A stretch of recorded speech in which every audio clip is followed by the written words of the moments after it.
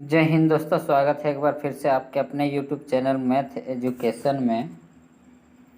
दोस्तों, एक बार फिर से हम आप लोगों के लिए मैथ का objective MCQ question important question लेके आए हैं, जो कि आप लोग को बहुत जल्दी संक्षेप में समझाऊंगा। तो आप लोग पूरी वीडियो को ध्यान से देखिएगा, समझिएगा, ताकि आप एग्ज़ाम में बढ़िया से लिख सके। और दोस्तों, ये गारंटी है कि जो जो चैप्टर हम लेके आए हैं इसमें से आपका 100% क्वेश्चन रहेगा।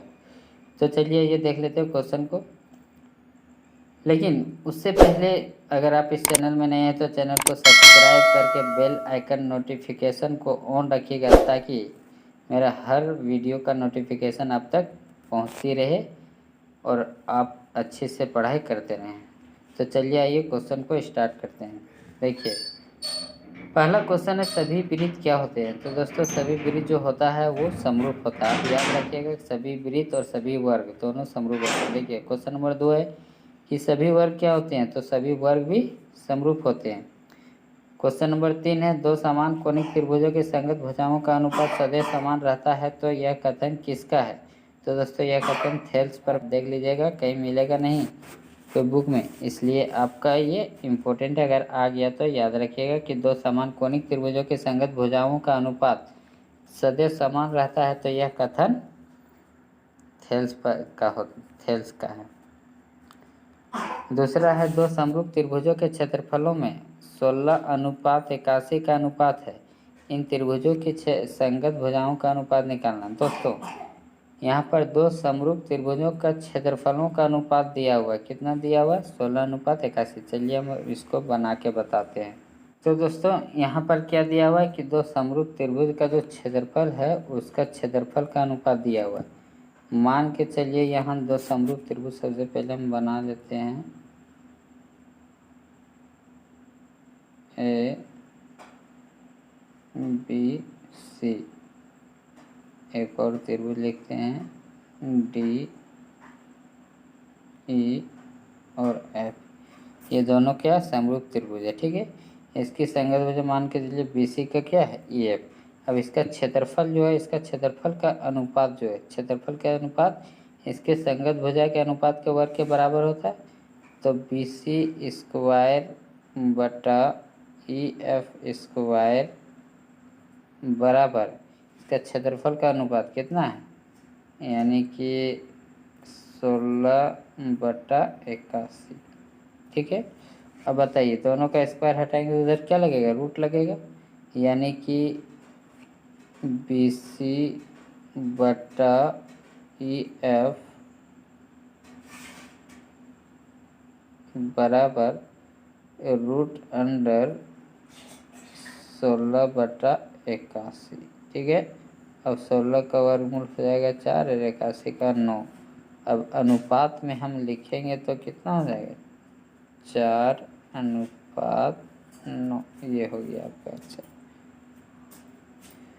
तो क्वेश्चन नंबर इसका आंसर होगा बी। उसके बाद है इसी तरह से क्वेश्चन नंबर 5 है, बना लीजिएगा इसी प्रकार से। 6 भी बना लीजिएगा। उसके बाद आइए फिर भरने वाला पढ़ते हैं। पहला है सभी वृत्त होते हैं, खाली जगह क्या ऑप्शन दिया हुआ, सर्वांगसम समरूप। तो सभी वृत्त ऊपर में हम बताएं क्या कि समरूप होते हैं, सभी वर्ग भी समरूप होते हैं। तीसरा है सभी खाली जगह त्रिभुज समरूप होते हैं। कैसे त्रिभुज? समद्विबाहु समबाहु। तो दोस्तों, समबाहु त्रिभुज सभी समरूप होते हैं। उसके बाद इसी तरह से क्वेश्चन नंबर 4 और 5, यानी कि 4 में पहले बराबर, उसके बाद समानुपाती। क्वेश्चन नंबर 5 में समानुपाती दो त्रिभुज समरूप हैं तो इसकी संगत भुजाएं समानुपाती होती है। क्वेश्चन नंबर 6 है दो त्रिभुज समरूप है तो इसके संगत कोण क्या होते हैं? समान होते हैं। दो समान कोणिक त्रिभुजों में उनकी संगत भुजाओं का अनुपात सदैव क्या रहता है? समान रहता है। आधारभूत अनुपातिकता प्रमेय को खाली जगह प्रमेय भी कहते हैं। दोस्तों, ये आपको बुक में नहीं मिलेगा। आधारभूत समानुपातिकता प्रमेय को क्या कहते हैं? थेल्स भी कहते हैं। वैद्यान प्रमेय को भी कहते हैं क्या? पाइथागोरस प्रमेय कहते हैं। वैद्यान प्रमेय को क्या कहते हैं? पाइथागोरस। सभी सर्वांगसम आकृतियाँ होती है क्या? समरूप। इसी तरह से आप लोग ये याद कर लीजिएगा। क्वेश्चन नंबर 11 12 अगर हम सारा बताएंगे तो बहुत ज़्यादा टाइम लग जाएगा। अब है वृत्त, क्या है वृत्त। तो आइए अब वृत्त से कुछ क्वेश्चन, इंपॉर्टेंट क्वेश्चन को देख लेते हैं। वृत्त से भी क्वेश्चन आएगा। पहला क्वेश्चन है, एक वृत्त की कितनी स्पर्श रेखाएं हो सकती है। तो आइए हम इसको चित्र के माध्यम से समझते हैं कि एक वृत्त में कितनी स्पर्श रेखाएं हो सकती है। देखिए, मान के चलिए ये आपका एक वृत्त हो गया, ठीक है।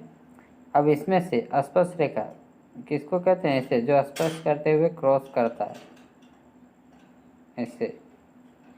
तो मान के चलिए एक वृत्त तो बहुत बड़ा हो सकता है, तो एक बहुत बड़ा में से कितना खींच सकते हैं स्पर्श रेखा, बहुत ज़्यादा, अनंत। तो इसको हम क्या लिखेंगे, अनेक। क्या लिखेंगे, अनेक।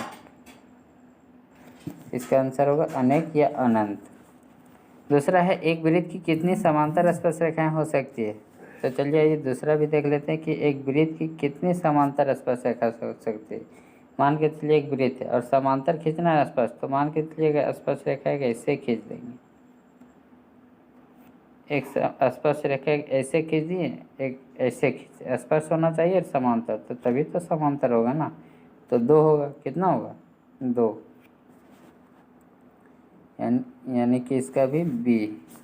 उसके बाद तीसरा है, किसी बाह्य बिंदु से एक वृत्त पर कितनी स्पर्श रेखाएं खींची जा सकती है। बाह्य बिंदु से एक वृत्त पर कितनी स्पर्श रेखा खींची जा सकती है, 2। जैसे मान के चलिए एक वृत्त है, ठीक है, सॉरी,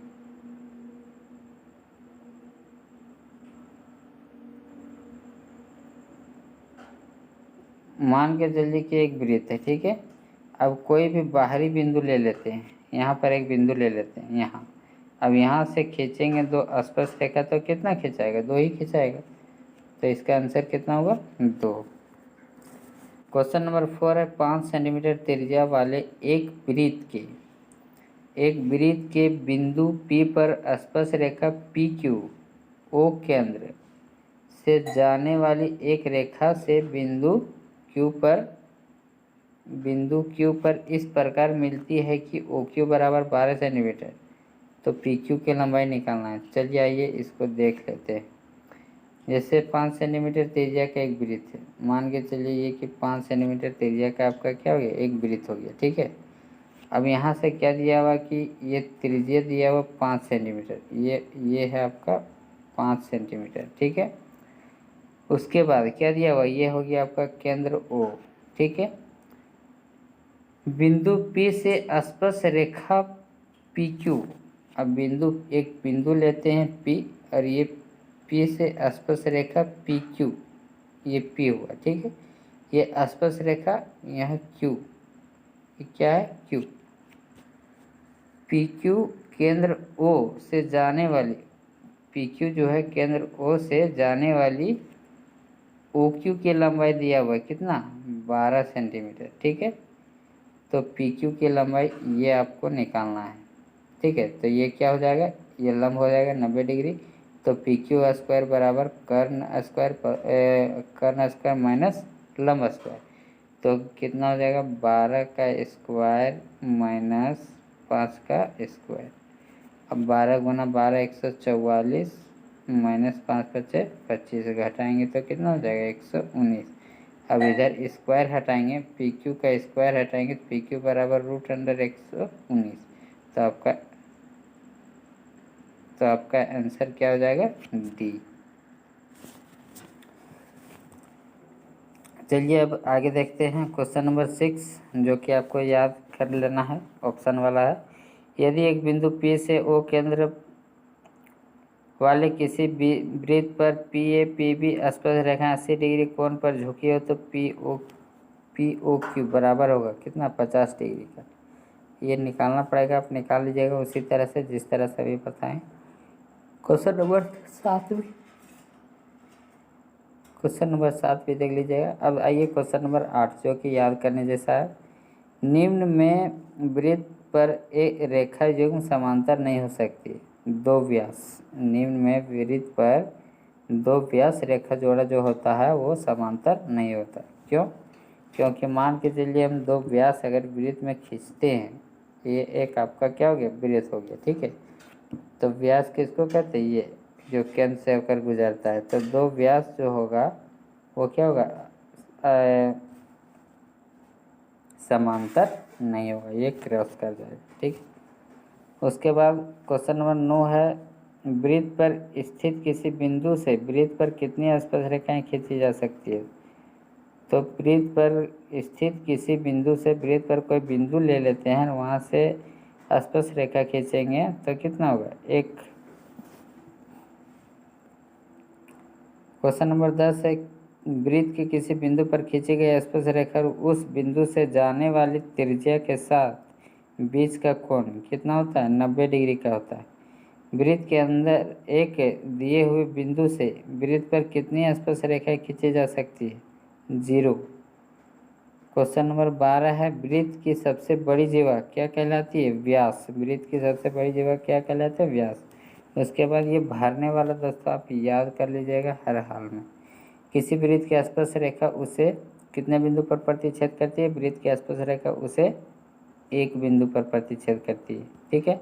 ये देखिए, ये इतना में से एक है कि कुछ क्वेश्चन तो आपका फिक्स रहेगा। वृत्त के दो बिंदुओं पर प्रतिच्छेद करने वाली रेखा को कहते हैं, दो बिंदु पर प्रतिच्छेद करती है उसको छेदक रेखा कहते हैं। उसके बाद है, एक वृत्त की समांतर स्पर्श रेखाएं हो सकती है। एक वृत्त की कितनी समांतर स्पर्श रेखा हो सकती है? 2। वृत्त तथा उसकी स्पर्श रेखा को उभयनिष्ठ बिंदु को क्या कहते हैं? स्पर्श बिंदु कहते हैं। किसी बाह्य बिंदु से वृत्त पर खींची गई स्पर्श रेखा की लंबाइयाँ समान होती है, यानी बराबर होती है। वृत्त के एक बिंदु पर स्पर्श रेखा होती है। क्वेश्चन नंबर 6, वृत्त के एक बिंदु पर एक स्पर्श रेखा होती है।